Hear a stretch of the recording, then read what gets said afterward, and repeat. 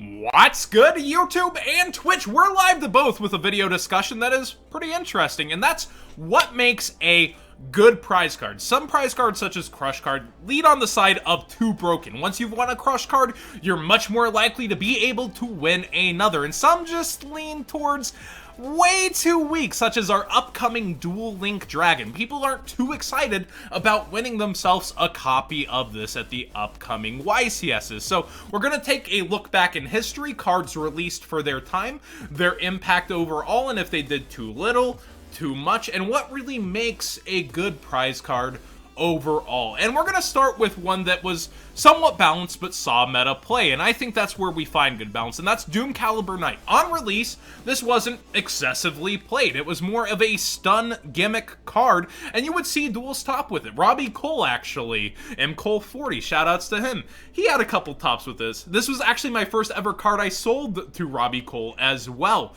Its effect reads, cannot be special summoned during either player's turn. If a monster effect is activated, tribute this face-up card, negate the activation, and if you destroy that monster. So, even your own card effects would destroy this, meaning you limited yourself in how you would play if Doom Caliber Knight is on the field, but that 1900 attack for back in the day is actually pretty freaking beefy. Now, it does later start to get played more. There's Caliber Cat variants that ended up playing Doom Caliber Knight, and I think that it still shows that it was good throughout the ages, it was balanced, it wasn't overpowering, it was an option if you had it. Also talking about good cards like that, this one's more argued. Minerva, I think, is an example of a good prize card, where it, upon release, was around 600, 700 for the supers. It went down all the way to 400 when the WCQ happened and tons of people got them in their hands.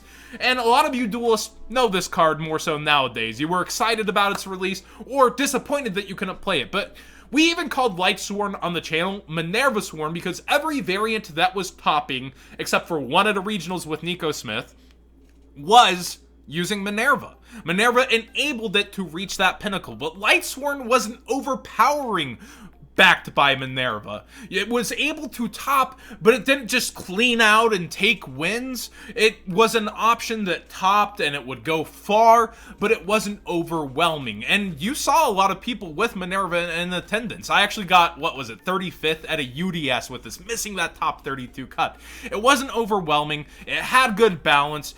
Infernoid players wanted it. Shadol players wanted it.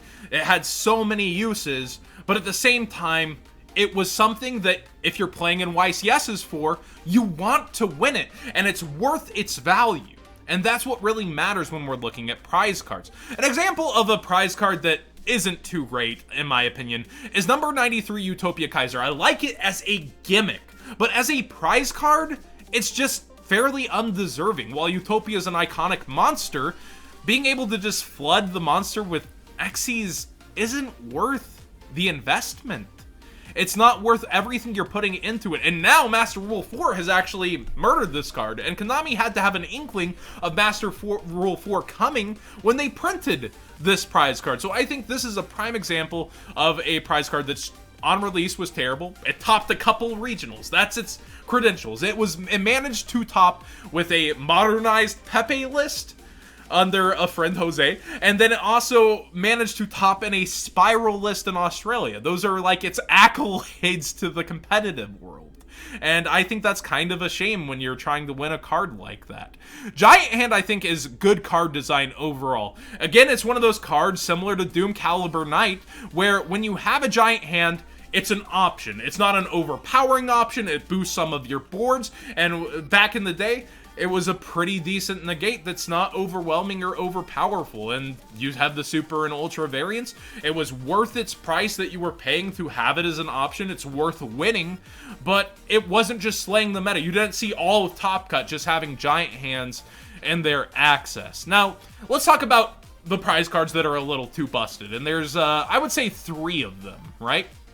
Crush Card Virus being one, and the most obvious one. It's original, uneroded text allowed it to just devastate your opponent and take control of an entire duel. And funny enough, when the format moved more so from like T-Hero towards Troop Dupe, this actually took kind of a backseat to where it wasn't as dominating, because troopers were able to get through, you're able to draw extra cards, future overloads a thing. This card actually, during its kind of reign, took a little step back while people were trying to win another busted prize card, Gold Sarcophagus. Turns would go back and forth, OTKs weren't as common, and Gold Sark was also really busted for the time that it had in the meta game. So like, this card was ahead of its time, as we like to call it, that played back then, and it was $2,000 freaking dollars if you wanted a Gold Sark, or $2,500 if you wanted to be playing with Crush Card in their prime. These cards allowed you basically to win more of themselves, and that's where the problem lies. You have an actual advantage over every single duelist in the room by having these cards. And when looking at the anime, it's cool to think, oh yeah, there's only 3 Blue Eyes in the world, but when there were really only 4 Crush Cards in the world from, you know, its first event, the 3 in the main event, and then the side event winner, that's a freaking problem, because Philly Luna, he'll tell you, Crush Card solidly helped him get his first wins. He borrowed one, took down a Crush Card, and used Crush Card to win another Crush Card. You can look at prime examples within Yu-Gi-Oh! History where it's just huge. It's a big problem. Cyberstein is another card that was printed ahead of its time, and we get the DB reprint, the Dark Beginnings reprint of it, and it ends up with a Christmas emergency ban, as I recall. It was just an insane card, being able to turbo out from the extra deck any monster. We look at Magical Scientist being banned, and he's kind of a version that cost a lot more for just one, but you can get pretty much anything.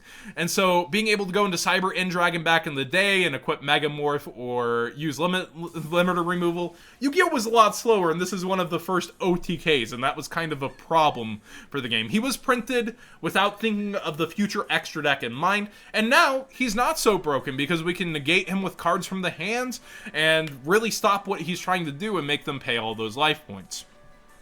Hopping around, there's plenty of examples of well-made prize cards. I think another extra deck example is Dark End Dragon. Dark End Dragon's one that I really like because he was also an option, but not overwhelmingly powerful. You were able to get out of situations other duelists weren't by having him, but he also didn't dictate the entire flow of a duel. It was still back and forth advantage based.